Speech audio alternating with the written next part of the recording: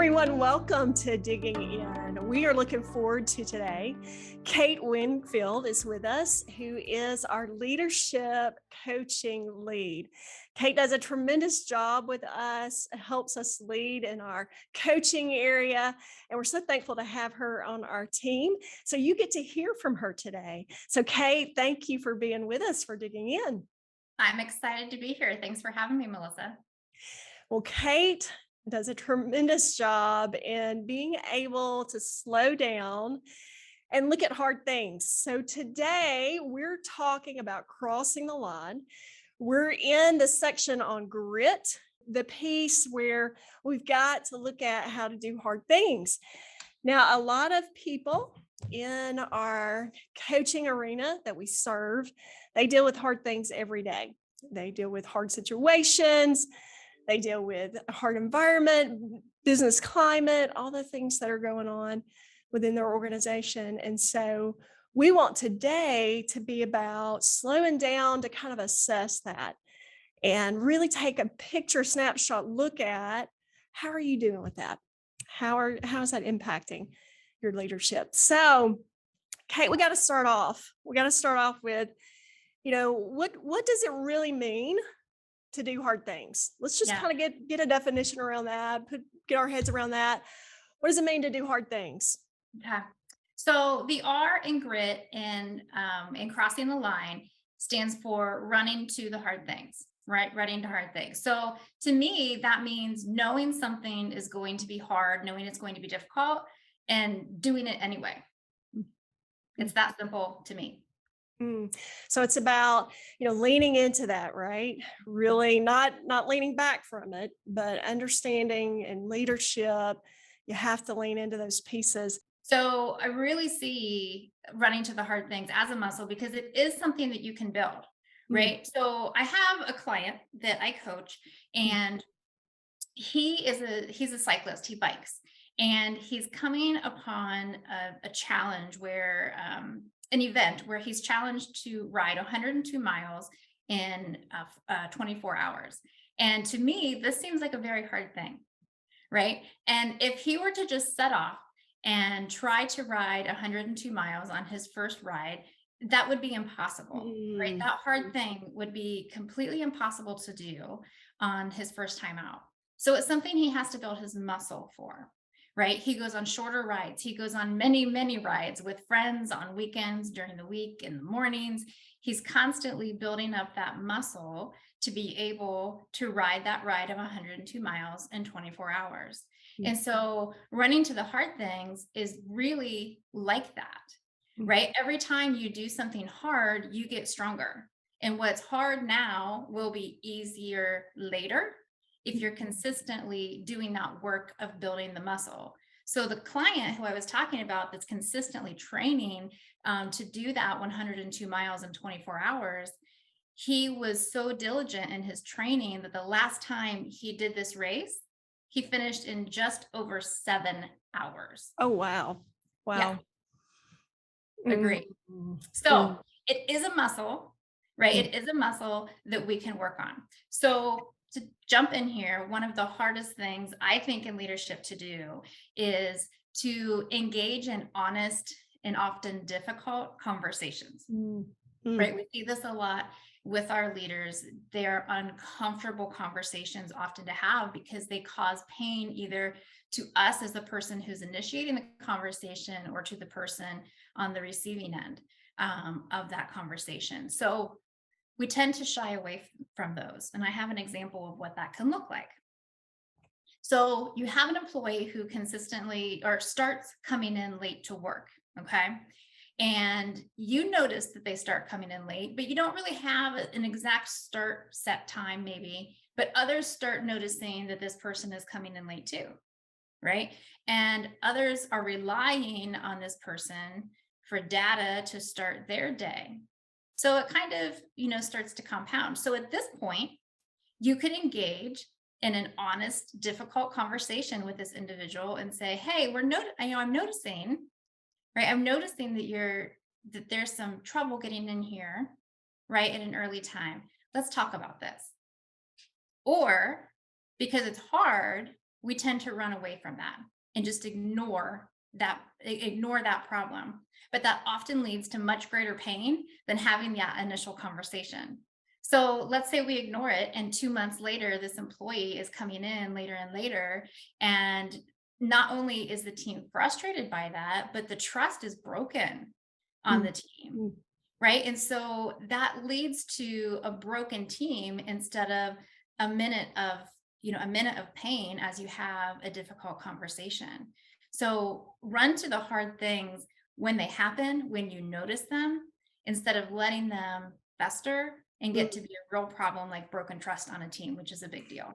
You're making a great point and talking about that muscle too of having quick, honest conversation, and not where it's building up and being able to engage and create just that feedback.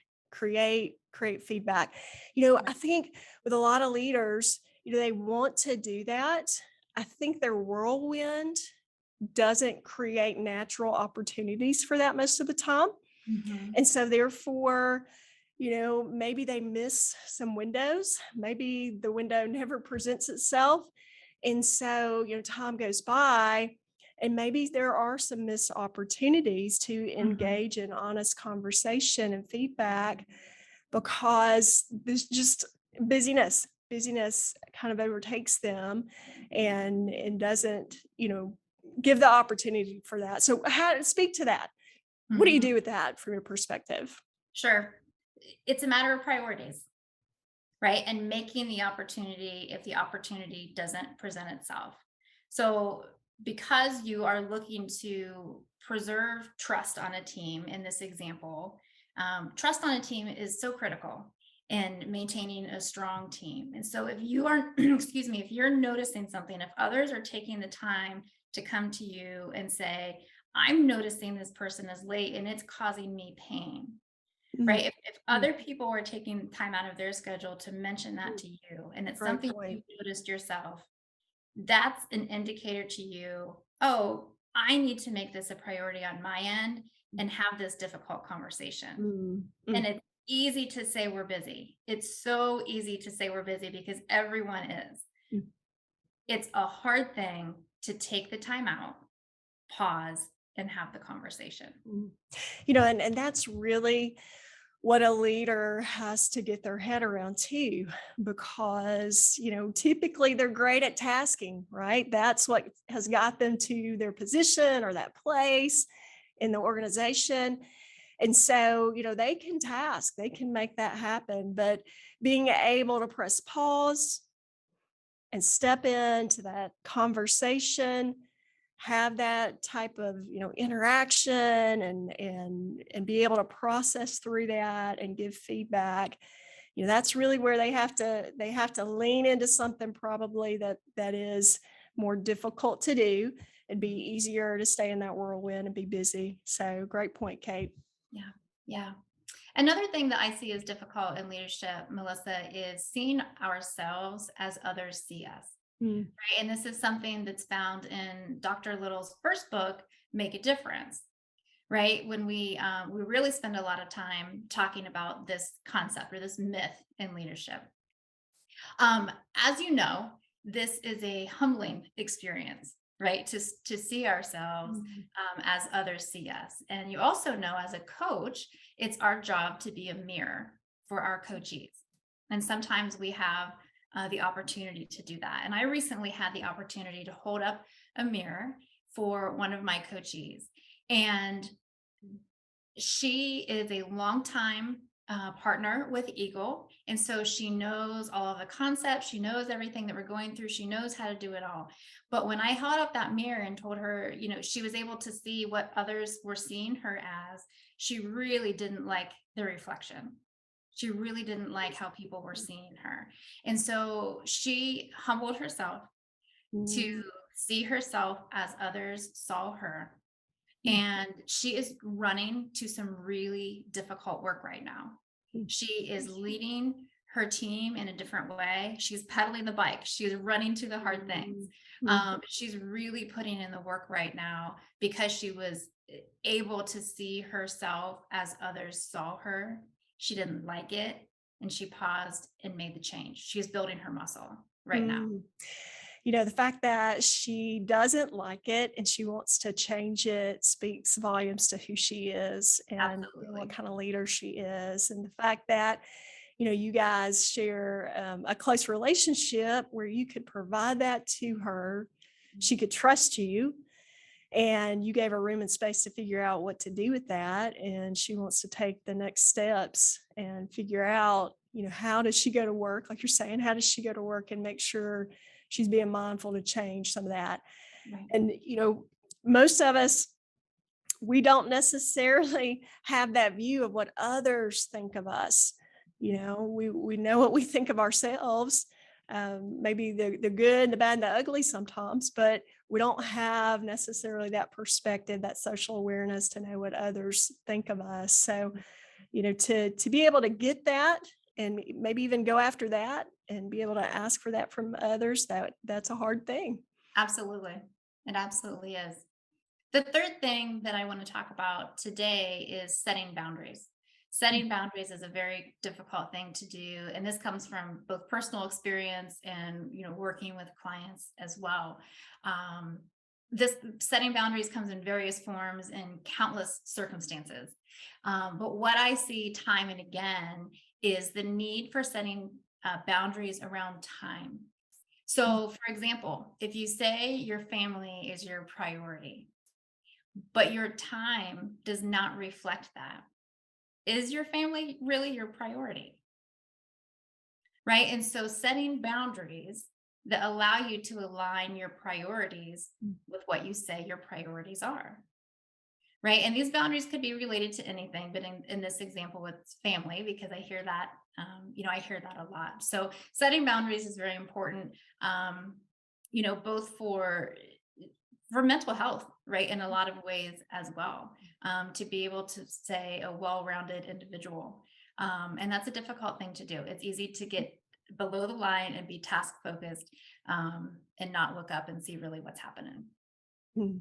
Those boundaries that you're speaking to, I really think they have to be developed over time. You made a great point about, what are your priorities? And obviously some priorities kind of ebb and flow, at different times and different seasons, but you're trying to keep that at the forefront of our minds to make sure we're making good solid decisions. We're doing hard things, we're saying yes where we can, we're setting some limits to other places, space that we have, so we can make sure we're leading well, leading ourselves well.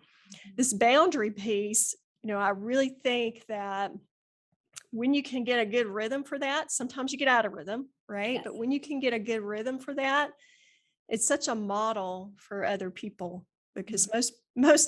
most of all of us struggle at some point with, our schedule, our the demand, the business. And so being able to really make sure we're thinking about boundaries so we can set appropriate ones Right. and reset sometimes is another hard thing, Kate. Very hard thing to do, to keep all those balls in the air, but a very important piece, Mhm. a very, very important piece. When we talk about leadership, is how we lead at home, how we lead at work, how we lead in the community. All those things are important. That's right. So obviously, Kate understands hard things and about hard things. So we want to hear something. We want to hear from you, as you have been building a muscle to do Mhm. hard things, and you have been intentional to do that. Well, first of all, you're kind of wired that way, right? I am. Some of your personality, you're wired that way. Some personalities are not wired that way, right? And so speak to us knowing that sometimes it's easier for some and sometimes it's harder for others. Practically, how do people build a muscle?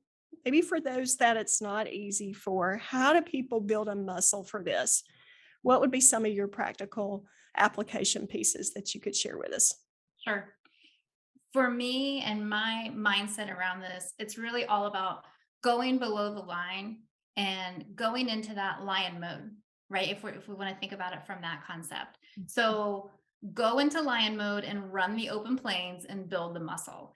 Mm, And this is something that I actually talk with my kids about quite a bit, mm, encouraging them to grow the muscle of doing the hard things, to help them learn to do those now so that they're more mm, able to do them as they grow into adulthood. So when I'm working with my kids on something like this, we talk about acknowledge that it's hard, right? mm, Acknowledge that mm, something is hard, mm, and then take a deep breath, say a little prayer, mm, and start running. mm, mm. So you want them to slow down long enough to be mindful and be aware, and then you want them to step into some action soon after, it sounds like. That's right. You want them to be aware, you want them to think it through, analyze, but you want that action piece to get out there and to experiment and try with that and really lean into it. How when they do, when you do, what do you Mhm. see the outcomes are? It doesn't always go the way that you think it's going to go. Oftentimes, the buildup of whatever hard thing you're running to is more challenging than the actual hard thing. Mm, good point.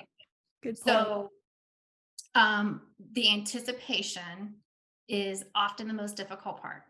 Mm, Is I think the biggest takeaway that I have from myself, from working with others, from my kids, because we psych ourselves out and we do a really good job of telling ourselves stories that just aren't true, mm, right? mm, About how difficult things are. But that running piece, right? It's no, it is on purpose that Dr. Little said, run to the hard mm, things, right? He puts action in there. And so when you take action, things happen, mm, right? It might not always be what you want, but things are going to happen. And then you can react to those. You can respond to those rather. Um, and doing that by taking a moment, right? It's all about practicing that pause, taking that moment to acknowledge something, reflect on it, and then run again. Great wisdom, Kate. You really given us a solid takeaway. So, those of you that take the time to listen, Kate has told us, what's our story? What are we telling ourselves? What's that story leading up to doing something hard that we may be creating, we may be growing that story without taking action, without running. So here's our challenge to you. We want you to slow down and we want you to make sure that you're building a muscle. You're taking time to do that and you're engaging in honest, difficult conversation on purpose to help yourself grow, to help others grow, to invest in them, that you're seeing yourself as others see yourself. And we might have to do some work there to be able to ask to know. And then setting boundaries.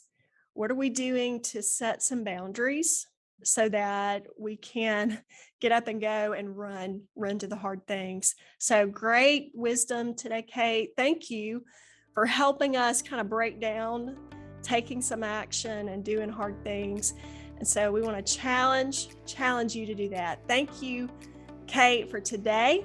And we want us to dig in and run to the hard things.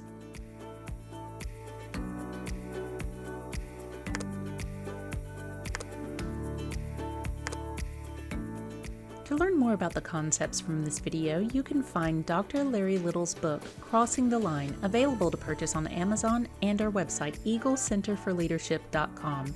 You can also find the podcast, Crossing the Line with Larry Little, available on Apple Podcast, Spotify, or online at eaglecenterforleadership.com. Thank you for watching.